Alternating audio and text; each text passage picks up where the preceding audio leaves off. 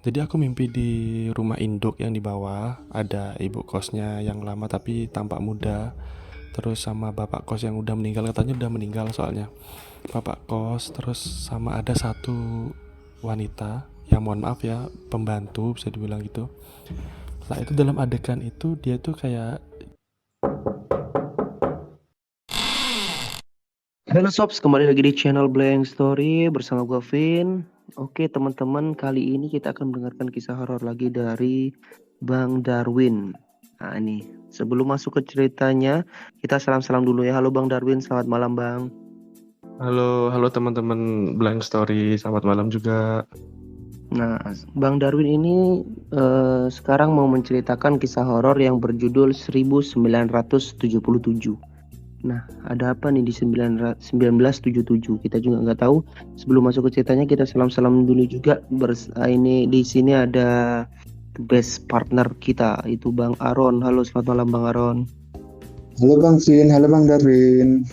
Oke, sebelum masuk ke cerita 1977 dari Bang Darwin, buat teman-teman jangan lupa di subscribe channel Blank Story agar channel Blank Story semakin berkembang. Dan jangan lupa juga di like, komen, dan share ke teman-teman kalian ya, biar bisa merinding bareng. Dan jangan lupa juga kalau selesai di subscribe, loncengnya dibunyiin agar kalian tidak telat updatean-updatean terbaru kisah horor dari Blank Story. Oke, ceritanya kita mulai dari sekarang.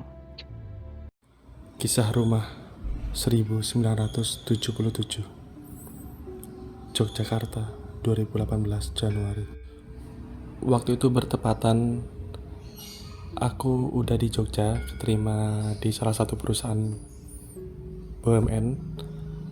Posisi waktu itu aku tuh susah banget nyari kos-kosan di daerah Jogja.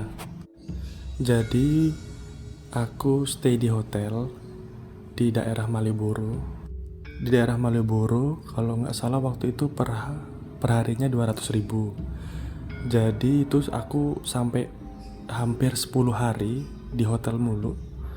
Jadinya pagi kerja, pulang sore capek, nyari kos-kosan susah banget. Cari aplikasi, pakai Google apa semua susah banget, gak ada yang cocok gitu loh. Lah waktu itu sekitar udah 8 hari di hotel, akhirnya orang tua aku datang ke Jogja mau bantuin aku nyari kos gitu ceritanya. Lah jadi waktu itu ketepatan pas waktu libur, jadi ibu yang ke Jogja. Pada pagi hari itu aku putusin untuk sarapan di daerah Malioboro. Lah jalan-jalan dah aku sama ibuku ke Malioboro. Jalan-jalan akhirnya aku nemuin soto gerobak. Kalau orang yang sering jalan di Malioboro pasti tahu soto gerobak pinggir jalan itu. Random sih. Akhirnya kita makan di soto. Makan soto sambil ngobrol. Wah kalau kayak gini terus belum dapat gaji, rugi udah di hotel terus, katanya ibu. Ya gimana man, susah nyari kos-kosan di daerah Jogja, nggak kayak di Bali, nggak kayak di Jember lah apa di mana tempat lainnya, susah banget. Nah pada saat itu si penjual soto itu denger, jadi bilang gini, loh masnya mau nyari kos-kosan mas, daerah mana mas, katanya. Daerah dekat stasiun sih pak. Oh ini ada mas, alamat coba aja mas, katanya. Wah kebetulan nih pak, oke dah pak.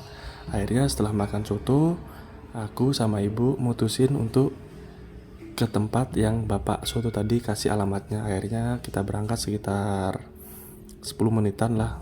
Akhirnya sampai di rumah besar. Rumahnya tua banget rumahnya tapi besar. Jadi model rumahnya tengah-tengah itu rumah induk besar, terus dia di letter U gitu, jadi kos-kosan tingkat letter U gitu. Habis itu aku tanya, bu masih terima kos gak bu? Akhirnya ibu-ibu sekitar umur bisa dibilang 60-an lah ya, keluar dengan rambut putihnya digelung, disanggul gitu. Iya mas mau nyari kos mas, ada mas gini, tapi tinggal satu kamar nih kebetulan nih, katanya full semua tapi masih ada satu kamar, kalau mau ya nggak apa-apa tapi di atas, katanya. Oh nggak apa-apa bu, boleh saya lihat dulu bu. Akhirnya aku lihat.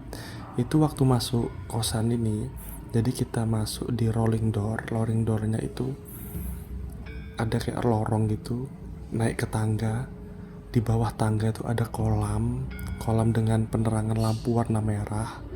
Dan pas naik tangga, di atas tangga itu ada relief kayak relief di pinggir-pinggir candi-candi seperti itu loh. Lah gitu. Akhirnya ada satu kamar, akhirnya aku cek kamarnya, bolehlah dengan harga ya bisa dibilang murah lah. Waktu itu 2018 itu harganya 450.000 sebulan. Jadi listrik bebas, sewajarnya, air juga bebas, tapi kamar mandi luar. Setelah aku cek-cek semuanya, akhirnya oke, aku mutusin untuk kos di tempat itu. Oke bu, aku bayar langsung tuh waktu itu sebulan. Akhirnya aku bilang, tapi mungkin hari ini saya kemas-kemas barang dulu bu, soalnya masih ada, udah booking hotel mulai kemarin, jadinya nyisain yang itu. Oh iya nggak apa-apa mas, saya dikasih kunci. Akhirnya aku sama ibu balik ke hotel, aku kemas-kemas sedikit. Akhirnya balik ke kosan tersebut, naruh-naruh barang aja. Lah setelah itu besok kemudian harinya ibuku balik pulang. Lah setelah pulang itu aku di kos, kembali ke kos tempat itu. Lah seperti hari-hari biasa, ya emang sih agak serem itu kosannya, maksudnya agak creepy gitu, dengan accent yang tua, ya agak lembab, terus banyak lorong-lorong gitu juga, bangunannya juga lumayan aneh. Nah sehari 2 hari seperti hari biasa, aku bangun pagi, mandi, kerja, pulang sore, istirahat, seperti itu terus. Lah waktu selang kalau nggak salah waktu 3 hari udah nempatin kosan kamar tersebut, malamnya tiba-tiba aku mimpi kayak astral projection itu. Jadi aku mimpi di rumah induk yang di bawah, ada ibu kosnya yang lama tapi tampak muda, terus sama bapak kos yang udah meninggal, katanya udah meninggal soalnya bapak kos, terus sama ada satu wanita yang mohon maaf ya, pembantu bisa dibilang gitu. Lah itu dalam adegan itu dia tuh kayak dilecehkan atau diperkosa atau disetubuhi sama majikan si bapak yang punya rumah itu. Terus bapak yang punya rumah itu kayaknya seorang anggota pemerintahan, bisa dibilang kayak anggota ini, maaf, jenderal angkatan itu. Habis itu sampai aku lihat itu dia sampai punya anak, hamil sampai punya anaknya lahiran. Terus si mbak pembantu ini, si wanita pembantu ini sampai meninggal karena sakit sih, habis itu dalam adegan itu kayaknya dikuburin di rumah kos ini. Lah sampai yang ibu yang kos ini punya cucu juga, aku lihat di situ cucu cowok itu meninggal juga, nggak tahu kenapa, apa ditumbalkan atau apa, soalnya aneh banget, soalnya random gitu dalam mimpi tersebut. Akhirnya aku bangun waktu itu, bangun jam 3:30 atau jam 3 kalau nggak salah itu. Setelah bangun aku kos-kosan banget tuh. Akhirnya aku lihat subuh, tak pikir mimpi apa sih nih, mimpi biasa kayaknya, kayak aneh banget. Tapi akhirnya aku mandi seperti biasa, aku ngelakuin berangkat kerja, pulang sore.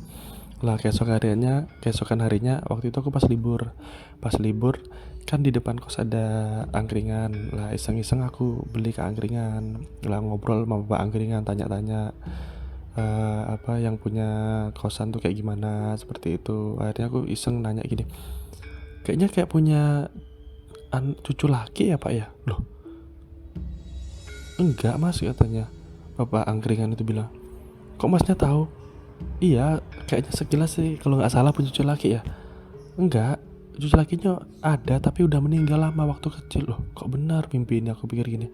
Sama punya pembantu juga, iya mas bener kayak pembantu tapi udah meninggal juga, udah lama katanya. Jadi yang tinggal di rumah itu ibunya, ibu kos, anak-anaknya sama cucunya. Anaknya satu cewek kalau nggak salah, sama cowok, anaknya cewek satu cowok satu. Tapi yang cowok tuh nggak cuma bantu-bantu di rumah ini aja, terus pulang lagi ke rumah aslinya, udah berkeluarga kan. Terus sama cucunya 2 atau 3 itu kalau nggak salah, terus sama pembantu satu udah tua banget, seperti itu. Lah jadi stigma rumah ini emang katanya kos itu angker banget katanya gitu sih.